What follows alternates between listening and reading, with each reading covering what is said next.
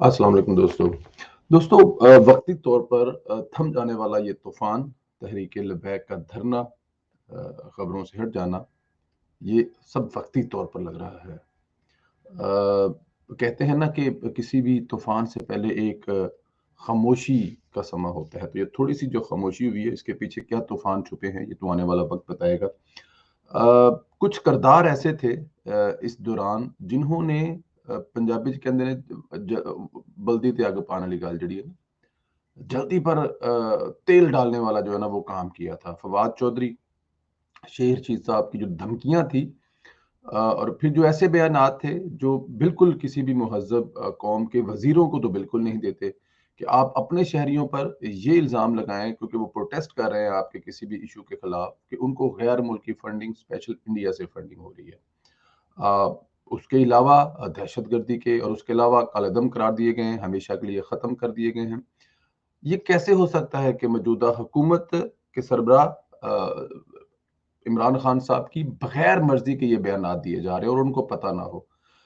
इमरान खान की बगैर मर्जी के सड़कों पर खंदकें खोदी जा रही हों और इमरान खान को पता ना हो। वज़रा हज़रात इस हद तक आगे चले जाएँ जैसे वो ये चाहते हों कि मामलात सुलझे ना बल्कि मामलात ख़राब हो जाएँ और हुकूमत फिर चली जाए। कम अज़ कम फवाद चौधरी के जो बयानात थे उनसे तो यही लगता था कि वो ये चाहते थे कि ये हुकूमत उनके बयानात की वज़ह से ख़त्म हो जाए और फिर वो जो इसको ख़त्म करवाना चाहते हैं, अब जो इमरान खान को लेके आए हैं, जब जो इमरान खान उनका फ़ेवरेट नहीं रहा, तो वो शायद ये चाहते हैं कि अब इमरान खान जो है वो किस्सा पारी ना बन जाए। तो डेफ़िनेट ये फवाद चौधरी साहब और शेख रशीद जैसे लोग हैं, इन्होंने अगली ड्यूटी भी देनी होती है और जो इनको इस ड्यूटी पर लेके आए हैं, उन्होंने आगे भी इनको कहीं न कहीं एडजस्ट करना होता है। लेकिन भयानक चेहरे हैं और बहुत ही गंदे और गलीज़ चेहरे हैं। इन चेहरों को पाकिस्तान से कोई प्यार, कोई मोहब्बत नहीं है। पाकिस्तान की आवाम से कोई हमदर्दी नहीं है। इनको हमदर्दी है तो अपनी वज़ारतों से, अपने पैसों से, अपने प्रोटोकॉल से और उन मालिकों से जिनके टुकड़ों पर ये पलते हैं, जिनकी वजह से ये सियासत में है। वरना फवाद चौधरी का इमरान खान का आखिरी जलसा था जो कि फवाद चौधरी ने जेहलम में करवाया था और उसमें टोटल 2000 या 4000 बंदा नहीं था, जिसमें इमरान खान साहब जो वज़ीर-ए-आज़म बने हैं, जो इलेक्शन जीत कर रिकॉर्ड कायम किए हैं, वो उस जलसे में तशरीफ लेके गए थे। तो ये इनकी औकात अपने हलकों में है। जिनकी अपने हलकों में ये औकात हो, लेकिन क्योंकि उनको असेंबलियों में लाना था, क्योंकि वो बोलते अच्छा है, दूसरों पर पंजाबी च कहंदे ने चंगा भौंकदे ने, तो इसलिए इनको लाना बहुत ज़रूरी था। लेकिन अब इन दोनों लोगों ने लाख इख्तिलाफ कर लिए जाएँ तहरीक-ए-लब्बैक वालों से, नारा तो उनका बहुत प्यारा है, बहुत खूबसूरत है तहरीक-ए-लब्बैक, लब्बैक या रसूल अल्लाह लब्बैक।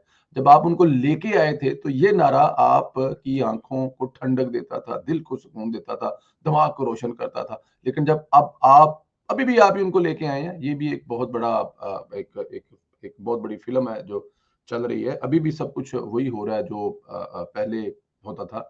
बट एनी हाउ ये चेहरे अब गायब हैं।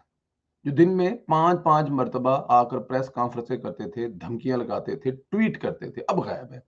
थोड़ी-सी गैरत दिखाई फवाद चौधरी ने कि मैं पता नहीं कौन-सी ट्वीट और कैसे करके ये वो आगे-पीछे कि मैं बस बागी हूँ, मैं ये हूँ।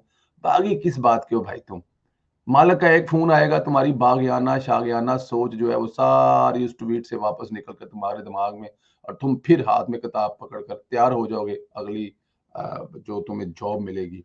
तो शेख रशीद साहब का तो माज़ी ही ऐसा है, वो तो खुद अपने मुँह से मानते हैं वो कि किन लोगों के स्पोकमैन हैं, कौन से गेट की पैदावार हैं और किस मैं अब इससे आगे बुरा लफ़्ज़ क्या इस्तेमाल करूँ। लेकिन इनका किरदार पाकिस्तानी कौम और ख़ास तौर पर जो मौजूदा हालात हैं, इनमें ना भूलने वाला है। कभी तारीख़ माफ़ नहीं करेगी। इनके बयानात की वजह से मुल्क में जो हालात पैदा हुए और ज़ाहिर है इंटरनेशनल सतह पर बैठे हुए वो ओवरसीज़ पाकिस्तानी जो ट्वीटें करते हैं, पोस्ट करते हैं, सोशल मीडिया पे रहते हैं, शर्मिंदगी का सामना करना पड़ेगा जब आप अपने ही लोगों पर वो भी वो लोग जो अल्लाह का रसूल ले रहे हैं, नाम ले रहे हैं, उन पर इंडिया से फंडिंग लेकर ये सब कुछ करने का इल्ज़ाम लगा रहे हैं। कुछ तो खुदा का खौफ करें। जब आपके मीडिया के अदारे और जब आप लोग उनको फैज़ाबाद में रोटियाँ खिला रहे थे, खाने दे रहे थे, लाइव कवरेज दे रहे थे, तब तो इंडिया ने नहीं किया था क्योंकि वो नवाज़ शरीफ के खिलाफ था। हाँ, उस वक़्त नवाज़ शरीफ इंडिया की वहाँ पर बोल रहा था और इनको मार रहा था कि इंडिया नहीं चाहता कि यहाँ पे ये कानून बन जाए, तब ऐसा था। थोड़ा-सा खुदा का खौफ करना चाहिए।